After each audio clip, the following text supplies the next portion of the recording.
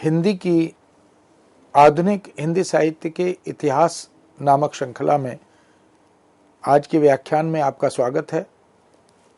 आज हम चर्चा करेंगे हिंदी आलोचना के उद्भव और विकास को ध्यान में रखते हुए शुक्लोत्तर हिंदी आलोचना पर।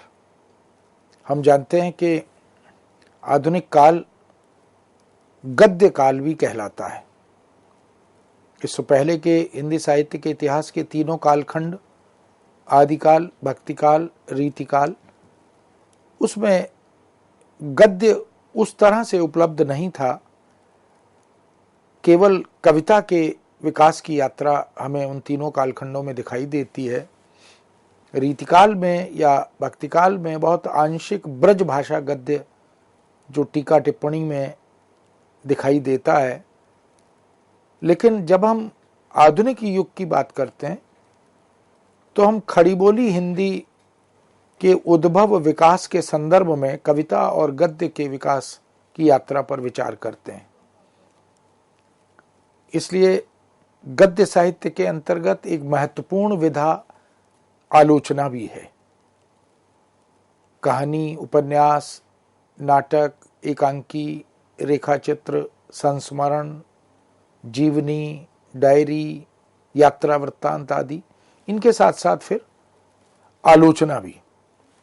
आलोचना का अपना एक सुदीर्घ, एक सशक्त इतिहास है, जिसका शुभारंभ तो रीतिकाल के अंतिम दौर में या आधुनिक युग के प्रारंभिक दौर में दिखाई देता है।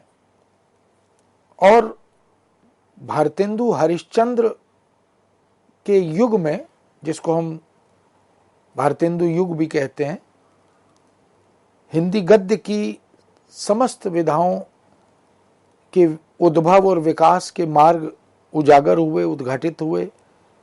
हिंदी आलोचना का आगमन भी विधिवत उसी युग में हुआ और बहुत सी विधाओं को लेकर, काव्य धाराओं को, गद्य की विकास यात्रा को लेकर, पत्रकारिता को लेकर तमाम तरह की आलोचना और बहुत प्रतिष्ठित आलोचक हमारे सामने आते चले गए। भारतेंदु युग की आलोचना, फिर द्विवेदी युग की आलोचना और फिर छायावादी युग की आलोचना। इसको हम सामान्यतः शुक्ल पूर्व और शुक्ल युगीन आलोचना के अंतर्गत देखते हैं।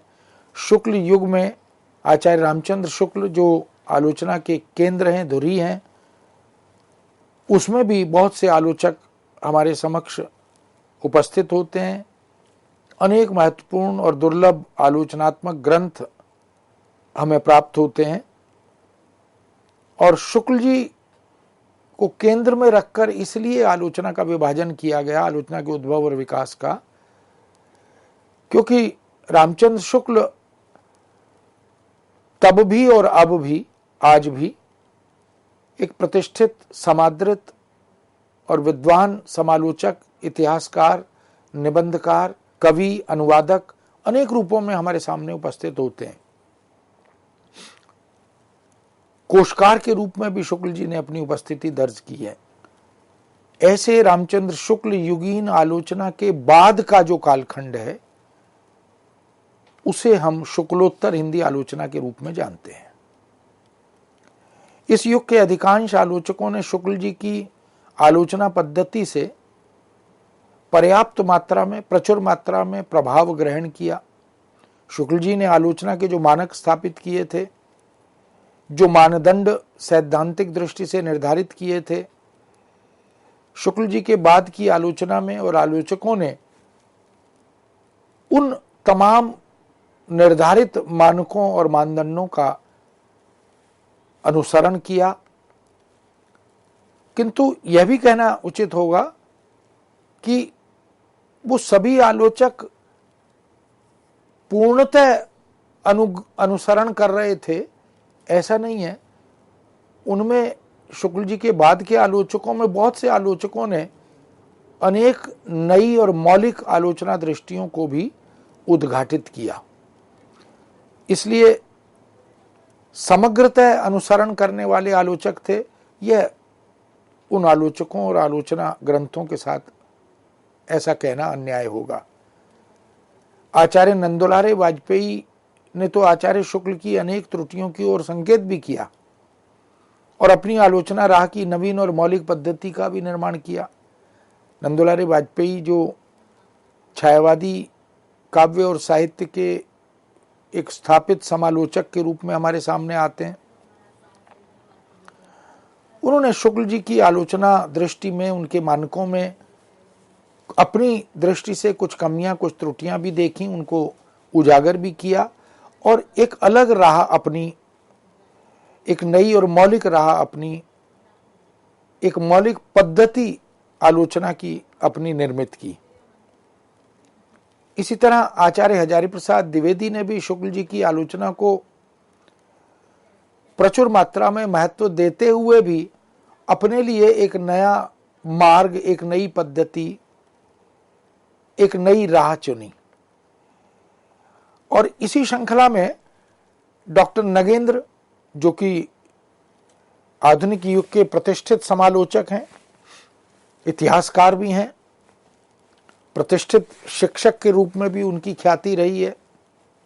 उन्होंने भारतीय और पाश्चात्य आलोचना पर, साहित्य आलोचना के सिद्धांतों पर, काव्यशास्त्र आदि पर बृहद और बहुत ही महत्वपूर्ण कार्य किया है।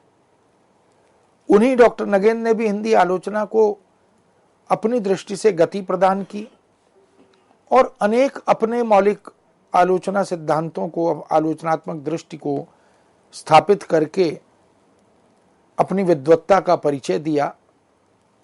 शुक्ल जी के पश्चात जिन तीन मुख्य आलोचकों का नाम विद्वत समाज ससम्मान लेता है,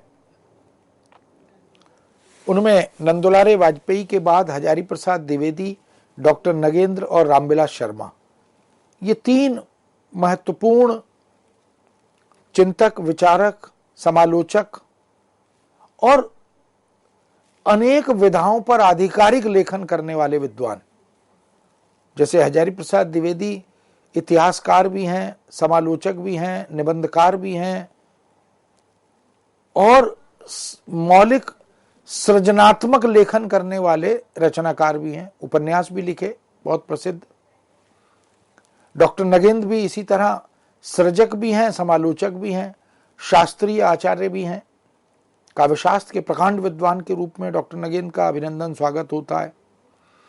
डॉक्टर रामविलास शर्मा भी अपने समालोचनात्मक साहित्य के आधार पर एक विशिष्ट स्थान के अधिकारी बनते हैं। उन्होंने अपनी पहचान बनाई, बहुत सी रचनाएं इतिहास सम्मत, समकालीन मुद्दों को केंद्र में रखते हुए आलोचना करने की पद्धति, इन सब को तो किसी ने इतिहास और ऐतिहासिक दृष्टि को, किसी ने समकालीन दृष्टि को, किसी ने समन्वयात्मक दृष्टि को केंद्र में रखकर आलोचना के नए मानक स्थापित किए।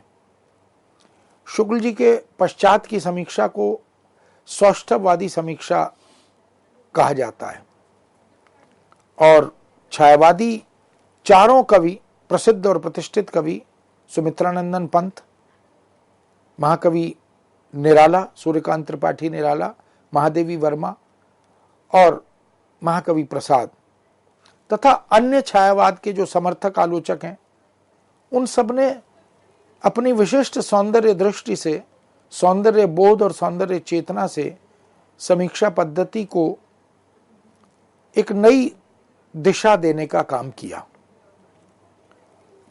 इन आलोचकों ने आलोचना के पारंपरिक प्रतिमानों को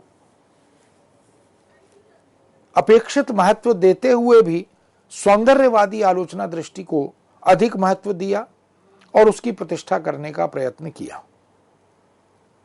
इन सभी छायावादी कवियों ने कविता और गद्य के माध्यम से तमाम अपनी रचनाओं की बृहत सुदीर्घ भूमिका के माध्यम से, अपने निबंधों के माध्यम से आलोचना के नए मानक, नए प्रतिमान स्थापित किए। कुछ आलोचक आलोचना के अमेरिकी प्रभाव को भी स्वीकार कर रहे थे, क्योंकि पाश्चात्य समीक्षा, पाश्चात्य साहित्य, पाश्चात्य चिंतन परंपरा, इन सब का प्रभाव भी धीरे धीरे रचना और रचनाकारों की मानसिकता पर पड़ रहा था। इसलिए उन सब के अंतर्गत भाषा और अभिव्यक्ति, जो कि आयातित पद्धति है, परंपरा है, उसको केंद्र में रखकर भाषा और अभिव्यक्ति पर भी कुछ आलोचक बल दे रहे थे। नए प्रतिमान, नए प्रतीक, तमाम तरह के पाश्चात्य चिंतन से पैदा होने वाले अवधारणात्मक शब्द। जबकि नंदुलारे वाजपेयी इस एकांगी दृष्टि और पद्धति से सहमत नहीं थे। वो भारतीयता को केंद्र में रखकर, भारतीय परंपरा को केंद्र में रखकर आलोचना के मानक स्थापित करने के पक्ष में थे। इसलिए उन्होंने इस पाश्चात्य आलोचना पद्धति की धारा में अपने को शामिल नहीं किया। वाजपेयी जी का इस संदर्भ में बड़ा स्पष्ट मत था कि काव्य के दोनों पक्षों का, कवि की संवेदना या भाव पक्ष और उसकी अभिव्यक्ति या समन्वित विवेचना का पक्ष, इसके लिए काव्य समीक्षा उपादेय हो सकती है, उसकी समन्वित विवेचना दृष्टि आवश्यक और महत्वपूर्ण हो सकती है।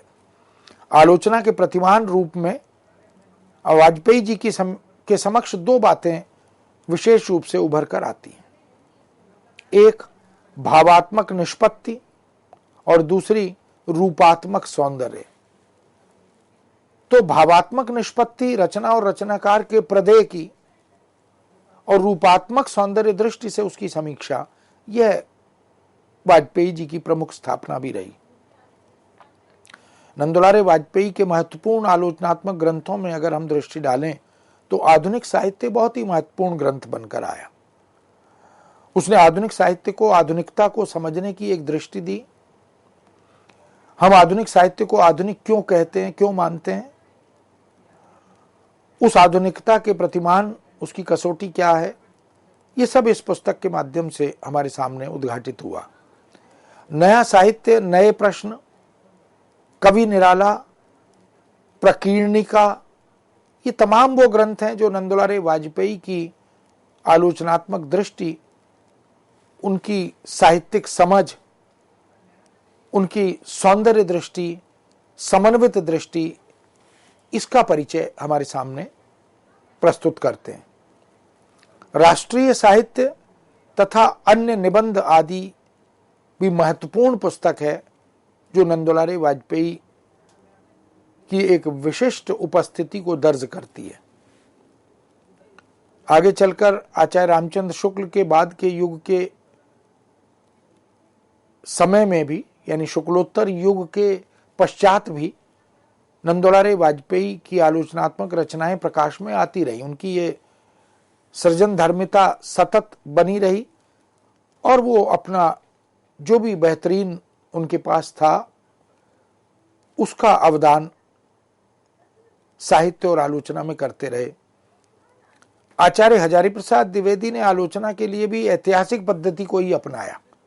उनके तमाम इतिहास ग्रंथों को देखें, औपन्यासिक रचनाओं को देखें या आलोचनात्मक रचना पद्धति को देखें, वो इतिहास के परिप्रेक्ष्य में सांस्कृतिक संदर्भों में आलोचना को देखने के पक्षधर रहे, आग्रही रहे। हालांकि द्विवेदी जी आलोचना के शुक्ल संस्थान या शुक्ल स्कूल के ही आलोचक थे। उनसे बहुत अलग हटके कुछ नया, कुछ उस तरह का जो शुक्ल जी के आलोचना पद्धति में उपस्थित न हुआ हो, ऐसा वो नहीं दे पाए। किंतु द्विवेदी जी ने मानवतावाद का पुरजोर समर्थन किया। जैसे शुक्ल जी लोक मंगल की पूरी शक्ति से स्थापना करते हैं, उसके पक्षधर बनते हैं, ऐसे द्विवेदी जी मानवतावाद के पुरजोर समर्थक बनते हैं। और ऐसा करके वो शुक्ल जी से, उनकी आलोचना पद्धति से थोड़ा भिन्न तो हो जाते हैं। यह भी कह सकते हैं कि मानवतावाद आधृत समालोचना के कारण वो कुछ मौलिक भी दिखाई देते हैं। हजारी प्रसाद द्विवेदी से पहले किसी भी अन्य आलोचक ने आलोचना में मानवीय मूल्यों का ऐसा समावेश नहीं किया था। बेशक मानवीय मूल्यों को लेकर कविता, कहानी, उपन्यास, नाटक आदि ये लिखे जाते रहे, लेकिन आलोचना में मानवीयता की, मानव मूल्यों की ऐसी वकालत, ऐसी पक्षधरता हजारी प्रसाद द्विवेदी से पहले अन्य किसी समालोचक ने नहीं की थी। द्विवेदी जी की आस्था मूल्यपरक आलोचना के प्रति अत्यंत सुदृढ़ और प्रगाढ़ रही है। हजारी प्रसाद द्विवेदी विरचित सूर साहित्य तथा कबीर नाम की 2 पुस्तकें अत्यंत महत्वपूर्ण मानी जाती हैं।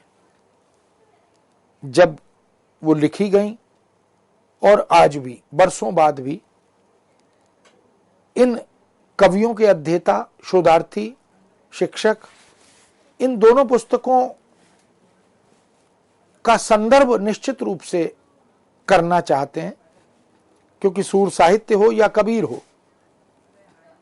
इन दोनों में द्विवेदी जी ने एक अलग तरह से, जो इससे पहले की समीक्षाएं, आलोचनाएं उपस्थित थीं, उपलब्ध थीं, उनसे भिन्न दृष्टि से इन दोनों पुस्तकों में आचार्य हजारी प्रसाद द्विवेदी ने अपनी समालोचना दृष्टि का परिचय दिया है। ये मूल्यपरक आलोचना के सशक्त प्रमाण हैं ये दोनों ग्रंथ, और इस मूल्यपरक आलोचना का जो प्रायोगिक रूप है उसको सहज रूप में हम सूर साहित्य और कबीर में देख पाते हैं। इसी तरह हिंदी साहित्य की भूमिका, हिंदी साहित्य, मध्यकालीन बोध का स्वरूप, ये तमाम वो ग्रंथ हैं जो हजारी प्रसाद द्विवेदी की आलोचनात्मक दृष्टि के परिचायक हैं। इन ग्रंथों में द्विवेदी जी ने मानवतावादी, सांस्कृतिक दृष्टि, इनको महत्व दिया, इनको शीर्षस्थ मानकर इन मानकों के आधार पर अपनी आलोचना दृष्टि का विकास किया। मानवीय गुणों पर अत्यधिक बल देना और मनुष्यता को ही साहित्य और रस का पर्याय मान लेना, ये द्विवेदी जी की बड़ी स्थापना रही है।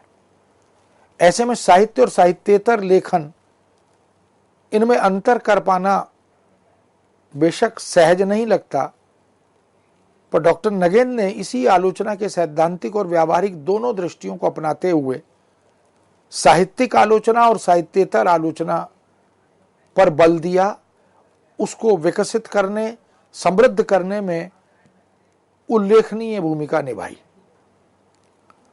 मूलतः डॉक्टर नगेंद्र काव्यशास्त्रीय चिंतक हैं, वो रसवादी आचार्य रहे हैं।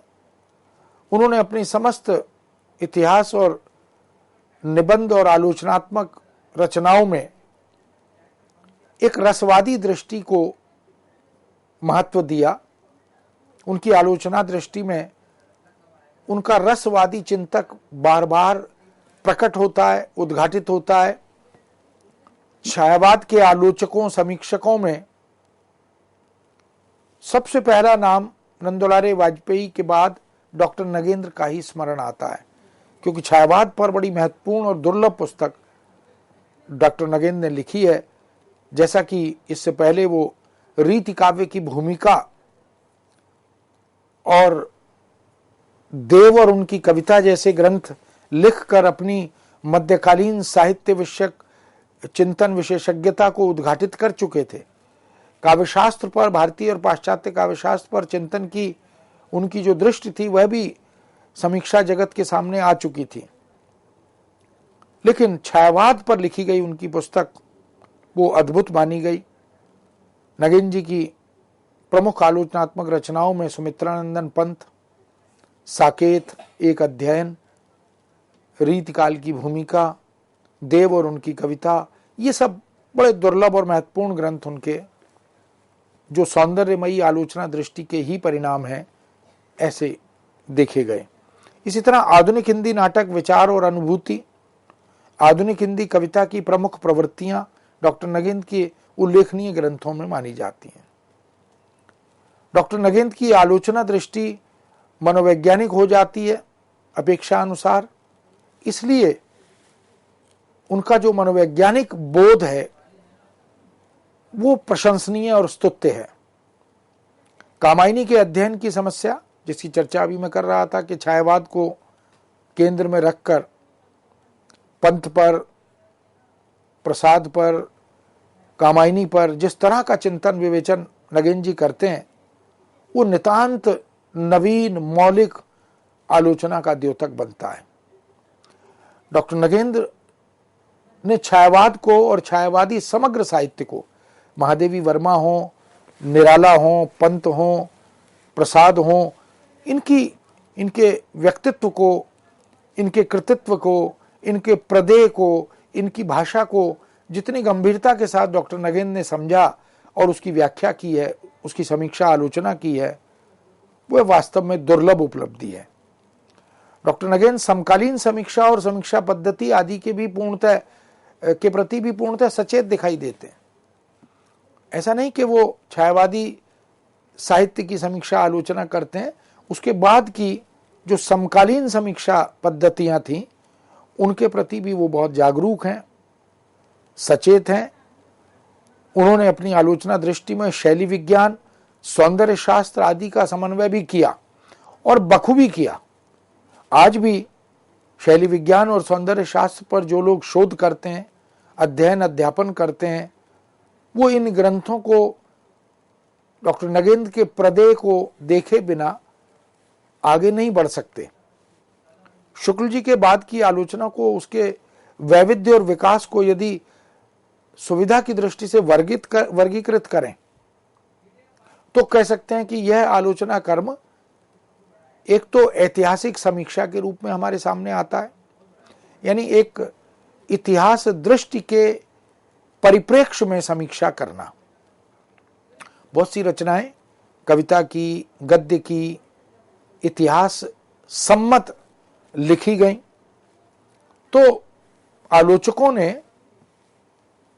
रचना और रचनाकार सापेक्ष दृष्टि को अपनाते हुए ऐतिहासिक समीक्षा पद्धति को अपनाया, फिर सैद्धांतिक समीक्षा पद्धति को अपनाया, और फिर व्यावहारिक समीक्षा के रूप में हमारे सामने तीसरा रूप आया, और चौथा मनोविश्लेषणात्मक समीक्षा के रूप में हमारे सामने आया। तो इतिहास, सिद्धांत, व्यवहार और मनोविश्लेषण, ये 4 प्रकार की आलोचना, और फिर बाद में इसमें मार्क्सवादी समीक्षा जुड़ी और वैज्ञानिक समीक्षा के रूप में कुछ चिंतकों ने, कुछ आलोचकों ने, हम जानते हैं कि हिंदी साहित्य का वैज्ञानिक इतिहास भी लिखा गया, तो समीक्षा के वैज्ञानिक प्रतिमान स्थापित करते हुए इस तरह कुल 6 दृष्टियां हमारे सामने आई। ऐतिहासिक समीक्षा या समालोचना के अंतर्गत हजारी प्रसाद द्विवेदी, डॉक्टर रामकुमार वर्मा, भगीरथ मिश्र तथा परशुराम चतुर्वेदी आदि का नाम उल्लेखनीय है। इन्होंने अपनी आलोचना के माध्यम से अपने इतिहास बोध को उद्घाटित किया, यानी इतिहास को सामने रखते हुए उसके परिप्रेक्ष्य में आलोचना के मानक और प्रतिमान स्थापित किए। इस आलोचना पद्धति को अपनाने वालों में इनके अतिरिक्त कुछ अन्य आलोचक भी उपस्थित हुए, जिनमें श्री कृष्ण केसरी, केसरी नारायण शुक्ल, राहुल सांकृत्यायन, पीतांबर दत्त बड़थवाल, ये भी इसी ऐतिहासिक आलोचना पद्धति के पक्षधर रहे और काफी हद तक उन्हीं मानकों का अनुसरण करते हुए आलोचनात्मक ग्रंथ लिखते रहे। सैद्धांतिक समीक्षा के अंतर्गत बाबू गुलाब राय, डॉक्टर नगेंद्र, बलदेव उपाध्याय, राममूर्ति त्रिपाठी, ये 4 नाम उल्लेखनीय हैं, जिन्होंने सैद्धांतिक आलोचना की पक्षधरता करते हुए महत्वपूर्ण प्रदेय से हिंदी जगत को लाभान्वित किया, उपकृत किया। बाबू गुलाब राय कृत काव्य के रूप, सिद्धांत और अध्ययन, हिंदी नाट्य विमर्श, ऐसी अनेक रचनाओं में आलोचना विषयक भारतीय और पाश्चात्य सिद्धांतों का भी विवेचन मिलता है, जो आलोचना की पद्धति से भी दोनों दृष्टियों का समावेश करते हुए उपस्थित होती हैं। डॉक्टर नगेंद्र ने तो अनेक महत्वपूर्ण आलोचनात्मक ग्रंथों का सृजन करते हुए अपनी आलोचना पद्धति शैली आदि का परिचय दिया और उनके अनेक ग्रंथ इस दृष्टि से उल्लेखनीय बन गए जिसमें रीतिकाल की भूमिका, भारतीय काव्यशास्त्र की भूमिका, रस सिद्धांत, काव्य बिंब, आस्था के चरण, अरस्तु का काव्यशास्त्र, ये तमाम रचनाएं हैं। कह सकते हैं कि डॉक्टर नगेंद्र का अंग्रेजी, हिंदी और संस्कृत भाषा का आधिकारिक ज्ञान इन ग्रंथों के सृजन में महत्वपूर्ण भूमिका निभाता है। उन्होंने भारतीय और पाश्चात्य प्रतिमानों को एक दूसरे के निकट लाने का, दोनों दृष्टियों के विवेचन विश्लेषण को समन्वित करने का सराहनीय कार्य किया था। इस तरह मित्रों, यह जो सैद्धांतिक आलोचना की परंपरा है, यह बड़ी महत्वपूर्ण परंपरा उपस्थित हुई और इसी परंपरा में बलदेव उपाध्याय भारतीय साहित्य दर्शन, राममूर्ति त्रिपाठी भारतीय साहित्य और रस विमर्श, सत्यदेव चौधरी रीति परंपरा के रीतिकालीन आचार्य, तारकनाथ बाली रस की दार्शनिक व्याख्या, कृष्णदेव झारी रस शास्त्र तथा साहित्य समीक्षा, भोला शंकर व्यास ध्वनि संप्रदाय, डॉक्टर महेंद्र कुमार हिंदी साहित्य का उत्तर मध्यकाल रीतिकाल और रीतिकालीन रीति कवियों का काव्य शिल्प जैसे आलोचनात्मक ग्रंथ देकर इस सैद्धांतिक आलोचना पद्धति को सशक्त और सुदीर्घ बनाने में रचनात्मक भूमिका निभाते हैं। इस विषय को अभी यहाँ विराम देते हुए पुनः आपके समक्ष उपस्थित होंगे। आज्ञा दीजिए। नमस्कार।